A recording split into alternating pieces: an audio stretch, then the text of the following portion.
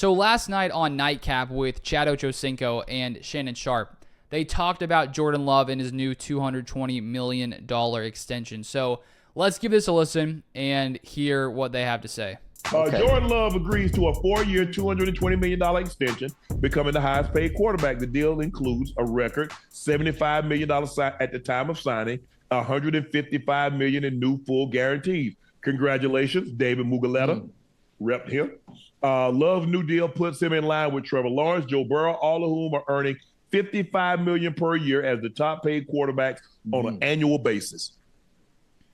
Yeah, rightfully so.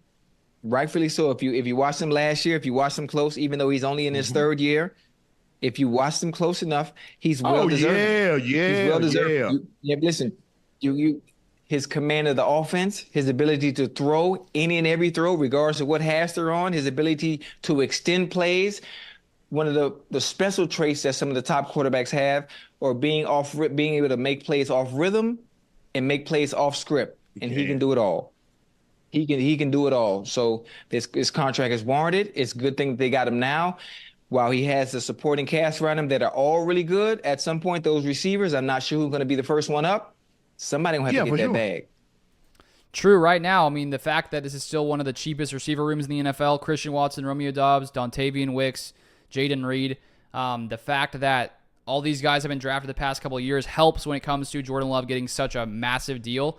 And, after this season, there could be some debate. Could Christian Watson want an extension, depending on how the season goes? Could Romeo Doubs want a new deal? The Packers will have some decisions to make, no doubt, at this receiver position. But 2024, this Packers team is set up really nicely with Jordan Love and all these cheap receivers who are definitely, if they're getting their what they deserved when it came to contracts right now, just basing it off the rest of the league, this Packers receiver core would probably be really expensive. But considering they're on their rookie deals, very, very helpful. Somebody gonna have to get that bag. Those receivers are the real deal. I'm not saying, but he reminds you, he makes a lot of throws, and his mannerisms are a lot like Aaron Rodgers. If you watch him throw off that back foot and you watch that release, listen. Flick of the wrist. The guy's gonna win 4 MVPs and he's gonna be yada yada yada. Right. Because you're talking about Aaron Rodgers. You're talking about one of the transcendent players in the NFL. The guy can make every throw. His ability to throw in the pocket, out of the pocket, change arm angles, the platforms in which he can disperse the football is second to none. But if you watch Jordan Love last year, Green Bay knew they had their guy. Now, they didn't know he was going to be like this, but after going through the season and watching him in the playoffs, we got our guy. It was a no.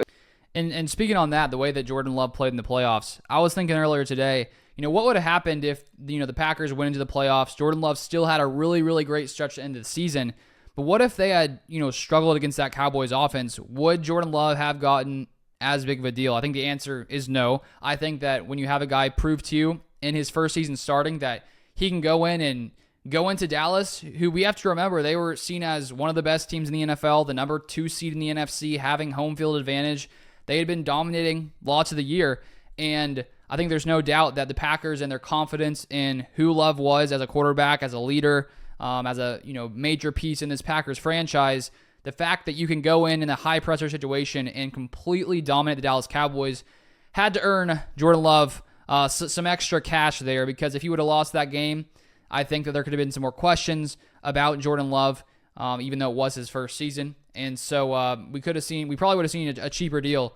But when you compete like that in the playoffs, when you dominate like that in that, your first playoff game, then clearly Jordan Love proved to the Packers that he can do that in big game situations. It was a no-brainer. Think about it. It was a no-brainer. Ocho, they're going to be in a situation from 92 into probably 32. They're going to have 3 quarterbacks. Their quarterback situation is going to be like the Steelers head coach. Chuck Noll took over in 1969, and then he went from 69 to 92. Bill Cowher went from 92 until 2007, and then now Right. Mike Tomlin took Mike over. Tomlin. So Still going. And I don't think people understand how difficult that is. It's a quarterback-driven league and always has been. So the hard part that's always hard to find is a quarterback that you can lock in for the next 10 years and you can build around him. It's very difficult. And for the fact that the Packers have had 3 back-to-back-to-back and Favre, Rodgers, and now Jordan Love I'm not going to say it's unheard of, but it's very it's unheard difficult of to do. Go back in the history. Yeah, go back and look at any situation and try to find a succession of quarterbacks because even if you say Montana and Young, when Young took over, he was done by 98. Concussions had forced him out, so he only really had 5 years. Yeah, they forced him out. Right. And then they went to Jeff Garcia, and then they went to a lot of but no, they went to Elvis Gerback first. They went to Gerback, then Garcia, and then they had a lot of other guys down the line. But we haven't seen anything like what Green Bay has been able to trot out.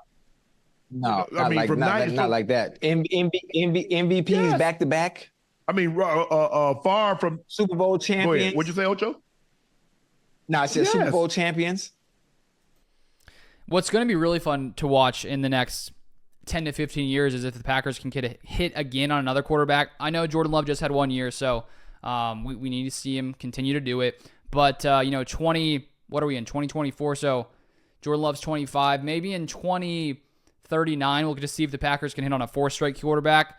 If you guys want to, see that breakdown, stay tuned. 15 years. If I'm still out here, making these Packers videos. But anyways, I think that it's a great deal for the Packers and Jordan Love. It sounds like Shannon Sharpe and Chad Ochocinco are pretty much on the same line, mentioning that they saw some Aaron Rodgers in him. No doubt, sitting behind Aaron for 3 years probably helped Jordan Love, hone in some of those skills, some of those Aaron Rodgers type throws. But some pretty exciting news over the weekend for the Green Bay Packers. But if you want more NFL content, some Packers content, feel free to subscribe down below. You can follow me on Twitter, LukeBeller3. Also have a second NFL channel, which you can subscribe to in the link in the description. Appreciate you guys for watching, and I'll see you guys next time.